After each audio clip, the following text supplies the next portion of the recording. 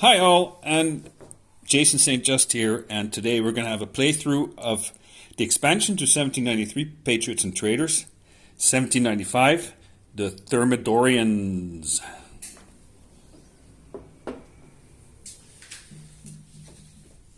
Robespierre and his followers have been sent to the guillotine during one of the most bloody fournées of the French Revolution.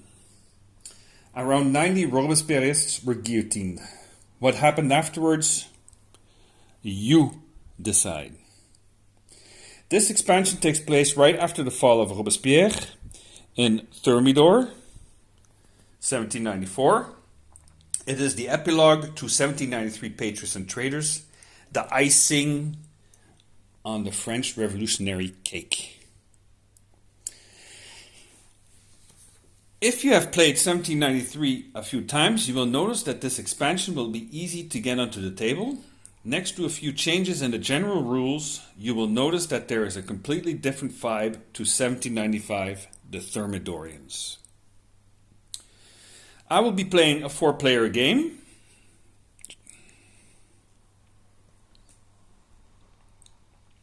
The Thermidorians. In 1793, they were the Girondins, but in 1795, they are the Thermidorians. The men who had brought about the fall of Robespierre will be trying to do their utmost best to neutralize both the left and the right. The left and the right. To keep the power, and this for 16 rounds, until a new constitution is written and the convening of the new system of government, the Directory. As you can see, I've prepared the board as written in the rulebook. This is the starting setup.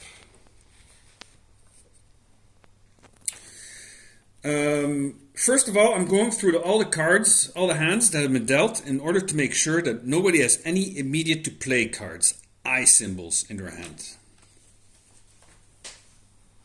So let's have a look at the Thermidorians. The Thermidorian player has no immediate to play cards. Let's have a look at the Jacobins.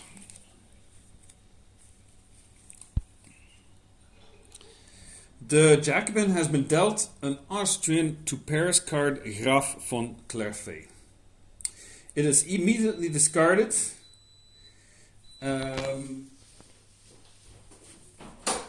It is immediately discarded without any effects.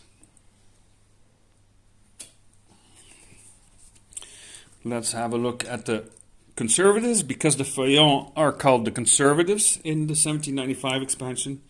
He also has an immediate to play card, and it's a to Paris, so we're going to discard it without any effects. And then finally the Sans-culotte, because the Cordeliers are called Sans-culotte in the 1795 expansion. They have an angry mob card, and it will immediately be discarded.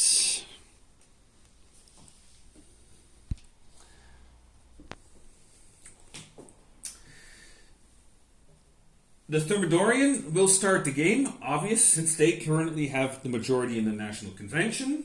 The first decision they will have to make is which law will they deactivate. Why? Because in this expansion, only a maximum of 5 laws can be activated at the same time. And currently, 7 fairly extreme laws have been activated. Historically, in order to get support for the coup from other colleagues, the Thermidorians had to promise to get rid of all the so-called terrorist laws. In other words, the players will need to deactivate 3 laws before they can propose a new law. In this expansion, the majority in the National Convention can now propose to activate or deactivate laws, which in the base game was only possible if the law extension authority of the committees had been activated.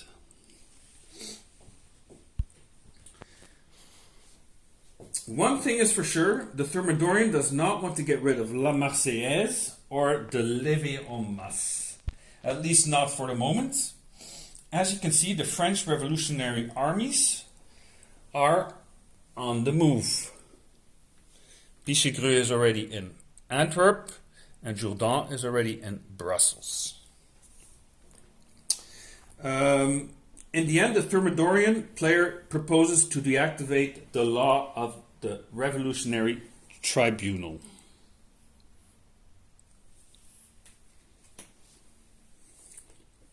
Why? There are currently a lot of influence cubes in the Conciergerie prison. It would be nice to get them freed because all players start with only 5 influence cubes at the start of the game.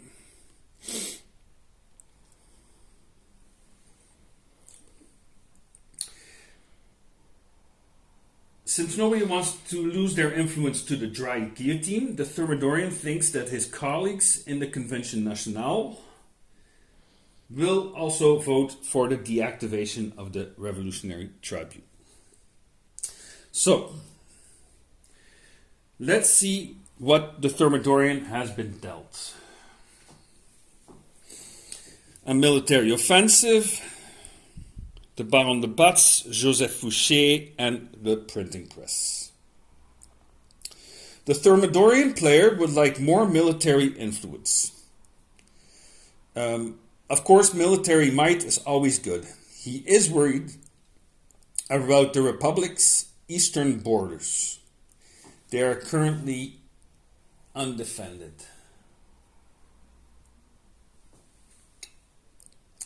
Filling up the National Convention is another option in order to prevent other players from gaining influence. And influence in the Palais Égalité would also be nice, as it will ensure that all played cards will be worth 3 cockades. 3, 3, 3. Keep in mind that the law of the maximum has been activated. The law of the maximum has been activated. This law ensures that all cockades on the cards are reduced to a permissible 1 cockade, but not for the player with a majority in the Palais Égalité. So what does the Thermidorian do? He is going to go to war. First, he votes oui in order to deactivate the Revolutionary Tribunal. Then he plays leader card Joseph Fouché for 1 cockade, and he places it on the Champ de Mars.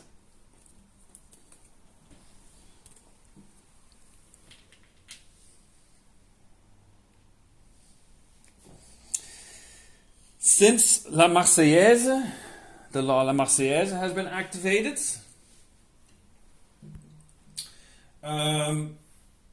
he moves General Pichegru towards Amsterdam to take on the combined Dutch-Anglo army.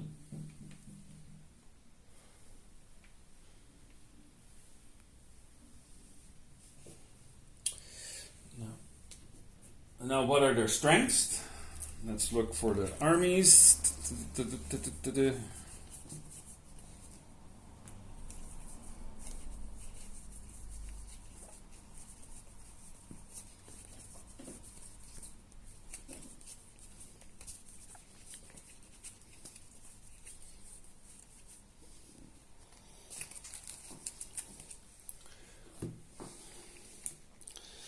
So since they are together, the Dutch and the British, their numbers, their cockades are counted together. So that's 1, 2, plus all the purple cubes in the provinces.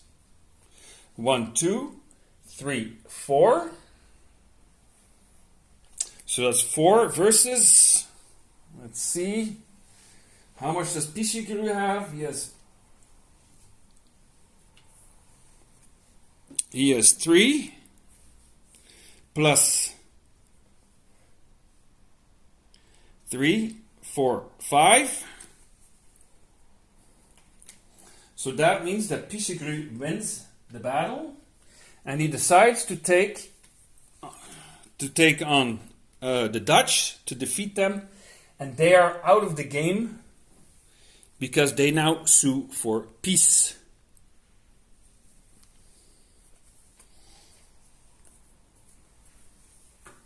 So that card is discarded. So all he has left with is the British in Amsterdam. So what happens? He obviously gets a free cube from his stock, which he places on here. So he gains 1 influence from his stock to the Champ de Mars. Now it's the turn of the Jacobin player.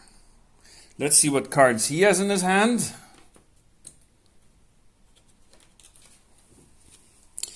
The White Terror, J'accuse, and Lazare Roche. First of all, he votes for oui because he also doesn't want to lose his cubes from the conciergerie with the Revolutionary Tribunal, so he votes to get rid of it also. As a true Republican, he activates Lazare Roche.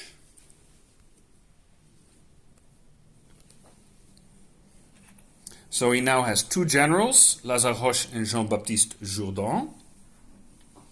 And he places it on a free province, on Normandy. Thanks to La Marseillaise, he moves Roche into the Loire and pacifies that province. There you go.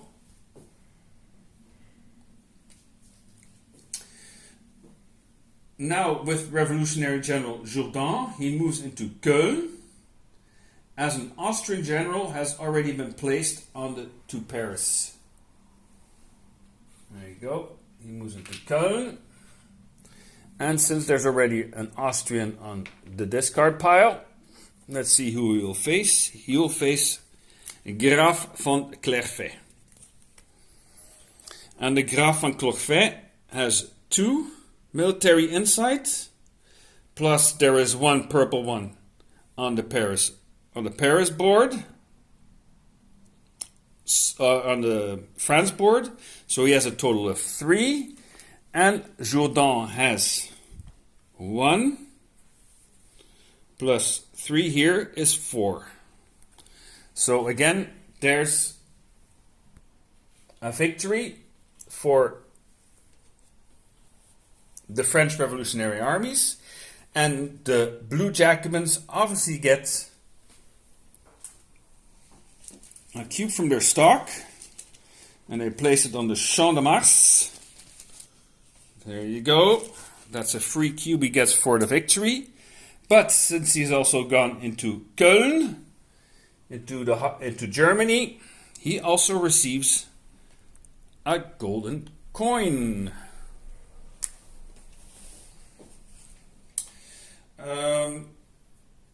Now it's the turn of the conservative player. He's next up. What has he been dealt? So we have an assassination, a spy, and General Charette. At the moment, the conservative player does not feel threatened. He is not that present on the Paris board, and he sees this as opportune. It offers him freedom of movement. The spy card is not worth much currently, and he would like to place it in the Palais Égalité, but he knows, since the law of suspects, if he places one here in the Palais Égalité, he'll probably be targeted. So he plays a spy card and instead buys himself an assignat token that will protect him.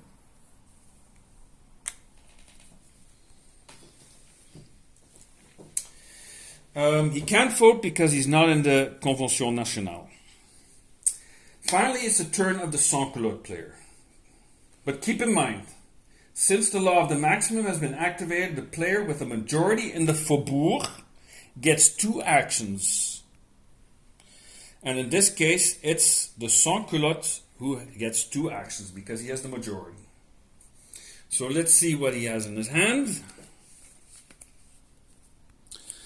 J'accuse, arrest, bal des victimes. He doesn't have a good hand. Luckily, this is compensated by the fact that he can perform 2 actions.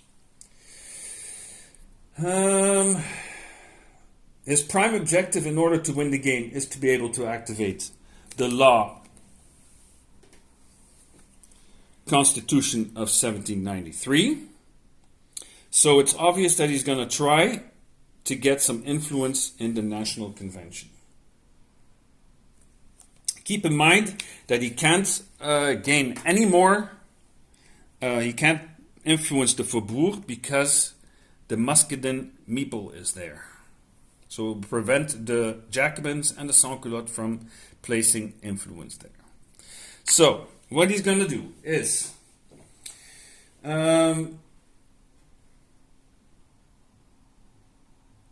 since he currently cannot do anything about it, but remaining true to his ideals, he votes non for the Revolutionary Tribunal, but he doesn't have the majority, so he can't do anything about it, but he says he stays true to his ideals. Then he plays the action card Bal des Victimes in order to add an influence to the National Convention.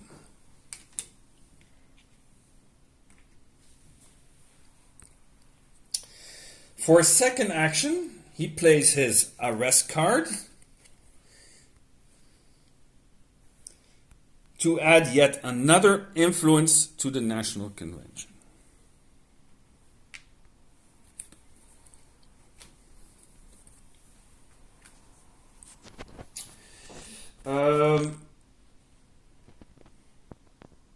So why does he want to place an extra cube in the National Convention? A second one, this will prohibit himself from being targeted by the law of suspects. And it will also make the Sans-culotte the starting player in the next round. So what happens now? It's the end of the round. Everybody has played. So the Thermidorian and Sans-culotte players who have a tie in the convention must decide who will be sent to the conciergerie due to the law of suspects. Finding an agreement is difficult, but in the end they decide to send a poor, lonely, conservative influence in the Champ de Mars to the conciergerie. The conservative could use his assignat token, but he will stoically wait. Revenge will come later, so he thinks. Then it is time for the Revolutionary Tribunal. It's the last turn, but it is still used because it will be deactivated at the start of the following round, because you can see there are 2 votes against it to deactivate it. Blindly, we're going to take an influence and we're going to send it to Guyana, and it's a Royalist cube. So that's pretty good. So the round marker, this is officially the end of the first round. Excuse me. This is the end of the first round. The round marker is moved to Fructidor. The Revolutionary Tribunal has been deactivated, and the Muscadin meeple moves to the next area. You can see it was on 1, now it moves to the Palais Égalité. The Jacobin and Sans-culotte player will not be able to influence this area on the Paris board in the following round. But the faubourg are now free. So this is the first round of a playthrough of 1795, the Thermidorians. Hope you enjoyed it. Thanks for watching, and vive la révolution!